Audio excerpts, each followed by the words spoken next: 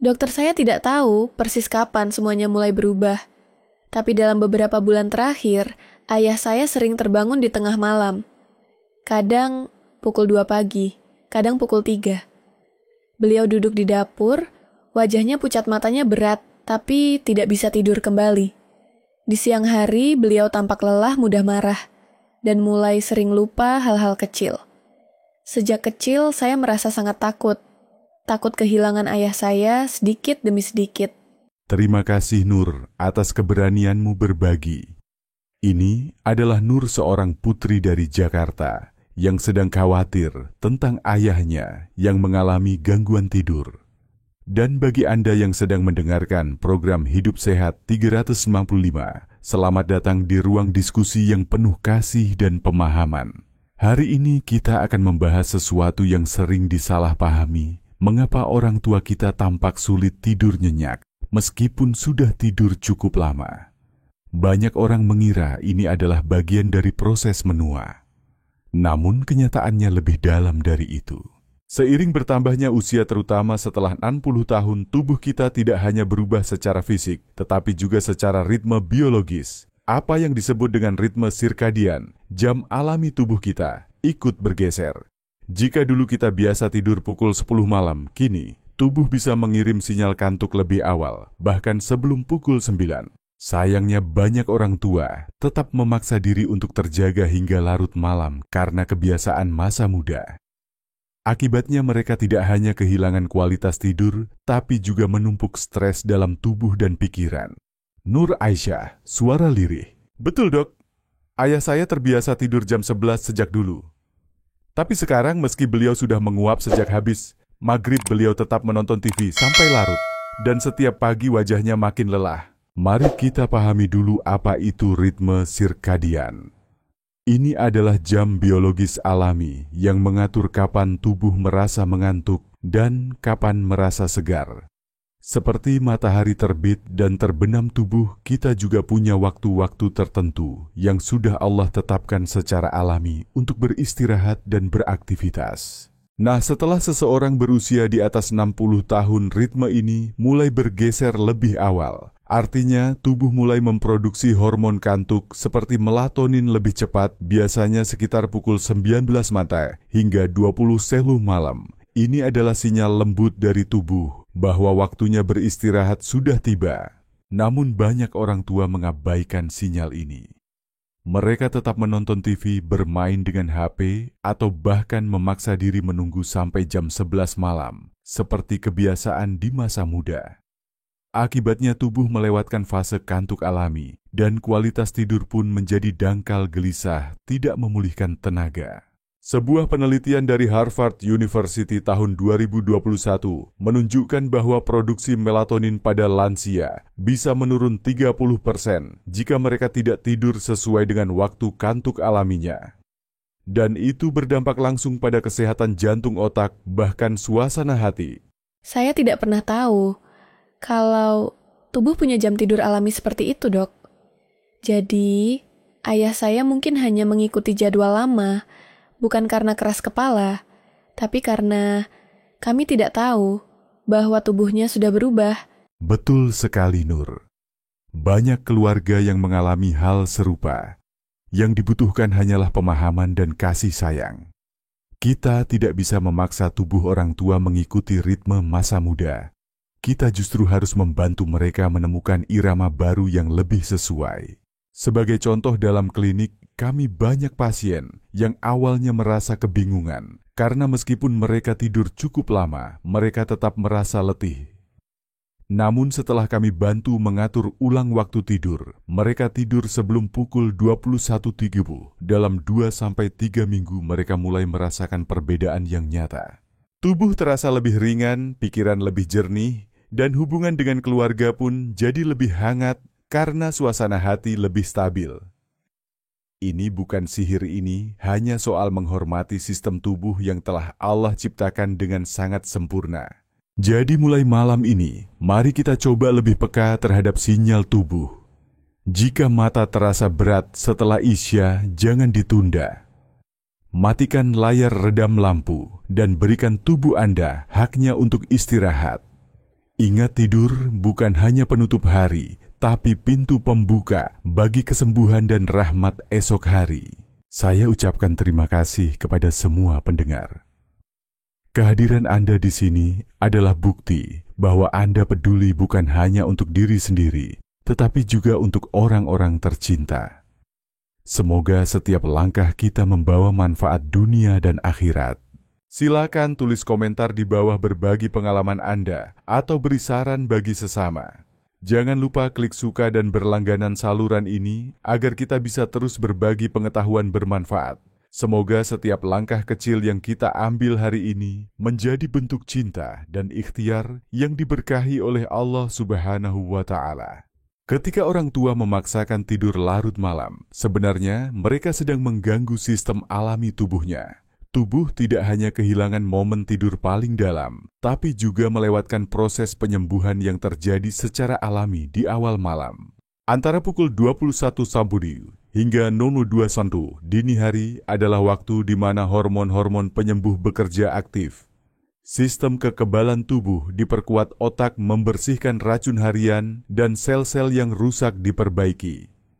Jika orang tua melewatkan jam-jam ini, meskipun total tidurnya masih 7 atau 8 jam, kualitasnya tetap tidak maksimal. Penelitian dari Mayo Clinic tahun 2024 menunjukkan bahwa lansia yang tidur secara konsisten antara pukul 21 hingga 22 malam mengalami peningkatan kualitas tidur hingga 45%. Mereka cenderung lebih jarang terbangun di malam hari, memiliki fase tidur dalam yang lebih panjang, serta bangun pagi dengan energi lebih stabil dan pikiran lebih jernih. Selain itu, tidur larut malam pada lansia juga meningkatkan risiko tekanan darah tinggi, ketidakseimbangan gula darah, serta gangguan emosi seperti kecemasan dan mudah marah. Semua ini bukan karena usia mereka melemah, tetapi karena mereka melawan ritme baru tubuh mereka. Saya bisa melihat itu, Dok. Ayah saya sering mengeluh pusing dan merasa seperti tidak tidur, meskipun semalaman di tempat tidur. Sekarang saya paham mungkin, karena jam tidurnya yang salah bukan lamanya. Tubuh lansia memiliki cadangan energi yang lebih terbatas dibanding usia muda. Ketika mereka tidak mencapai fase tidur dalam, maka sistem saraf pusat tetap aktif, dan tubuh tidak sempat mematikan mode siaga. Akibatnya pagi hari dimulai dengan kelelahan yang tidak masuk akal, padahal mereka merasa telah tidur cukup. Lebih dari itu, ritme tidur yang tidak sinkron juga berdampak pada fungsi kognitif. Beberapa pasien yang datang ke klinik saya sering mengeluhkan kesulitan konsentrasi, bicara lambat, bahkan mulai pelupa. Dan ketika kami tanya tentang pola tidur, mereka hampir semuanya tidur setelah jam 10 malam. Padahal hanya dengan memajukan waktu tidur 1 jam saja hasilnya sangat berbeda. Tubuh terasa lebih segar, emosi lebih stabil, dan kualitas hidup perlahan membaik. Tidak butuh obat kuat atau terapi mahal, hanya menyesuaikan diri dengan irama baru yang Allah berikan melalui tubuh kita. Saya ingin membagikan kisah salah satu pasien saya, Pak Jamal, usia 71 tahun, pensiunan pegawai kantor pajak.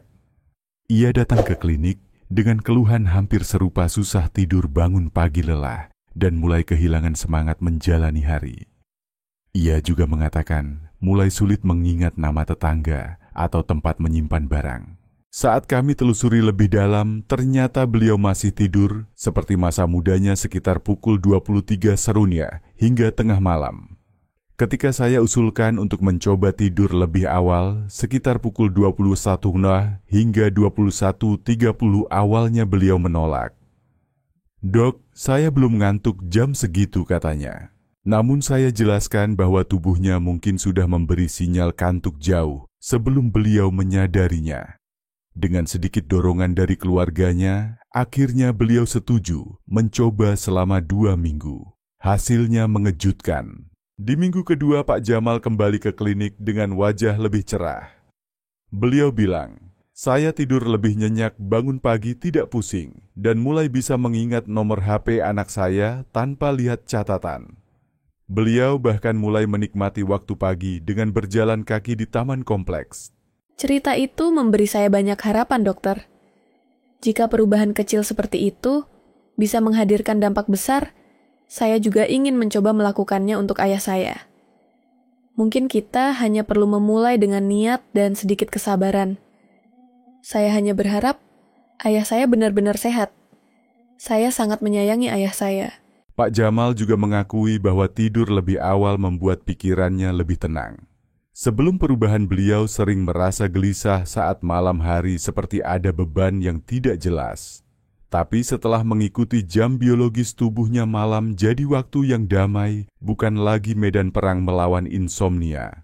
Istrinya pun bercerita sejak Pak Jamal tidur lebih cepat, mereka jadi punya waktu rutin untuk membaca Al-Quran bersama selepas Isya.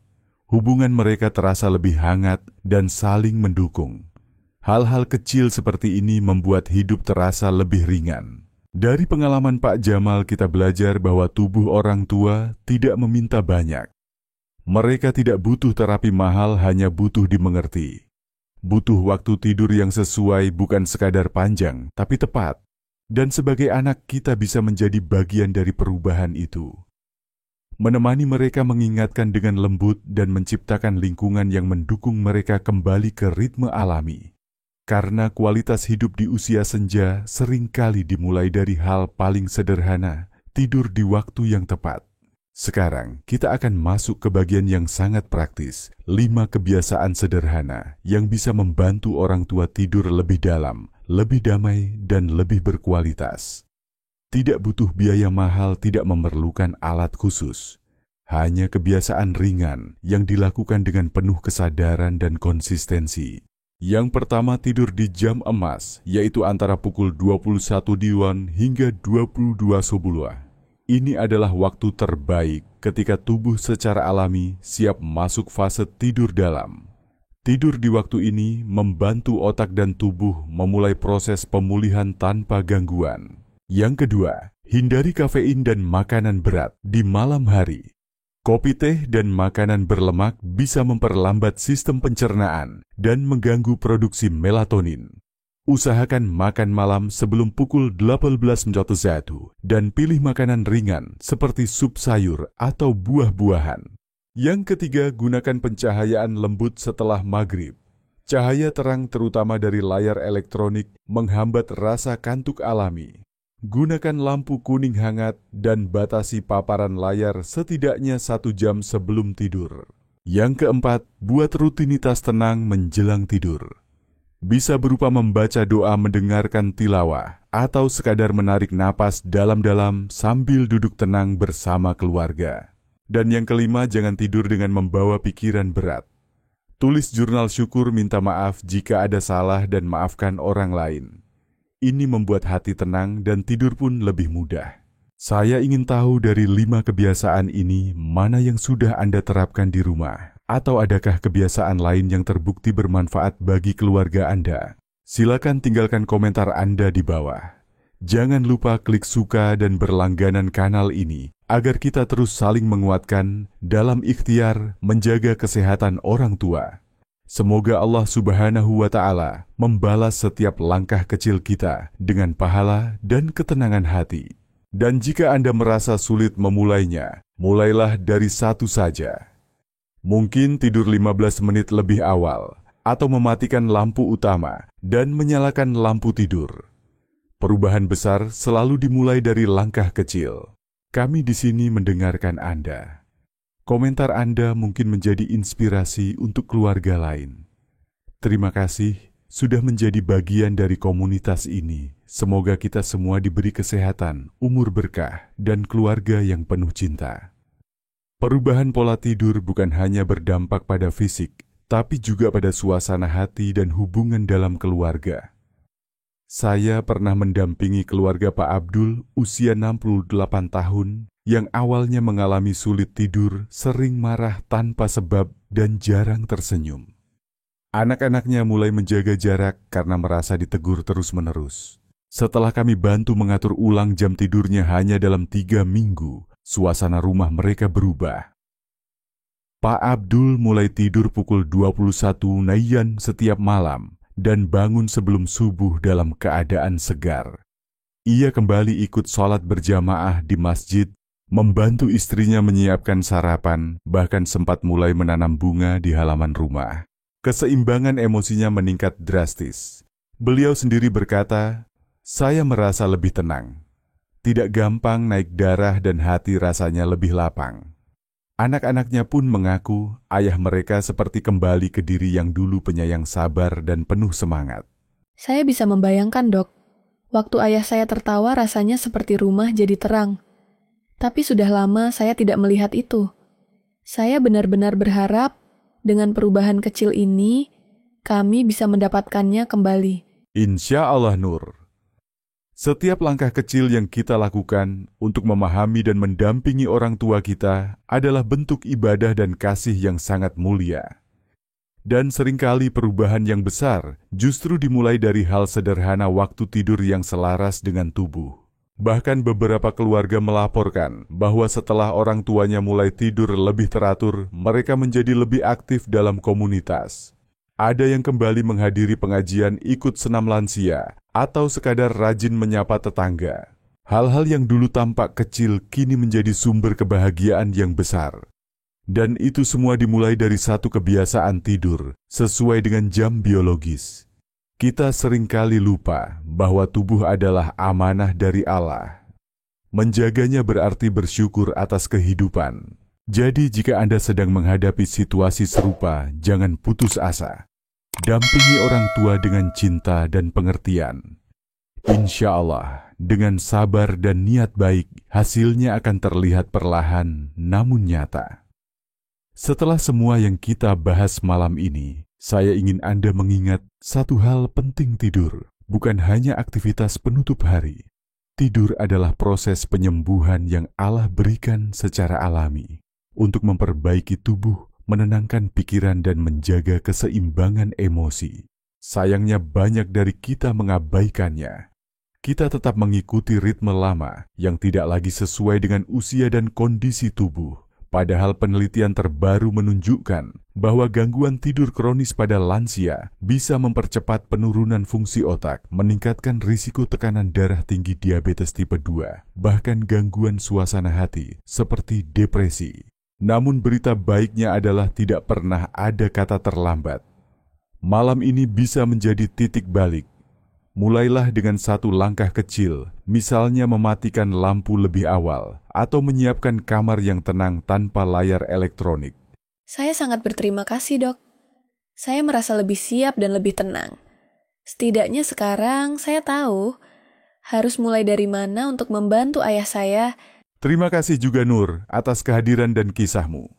Dan untuk Anda semua yang telah setia mendengarkan hingga akhir, saya ucapkan terima kasih dari hati yang tulus. Jika video ini memberi Anda wawasan harapan atau semangat baru, jangan ragu untuk klik suka, tulis komentar, dan berlangganan kanal ini.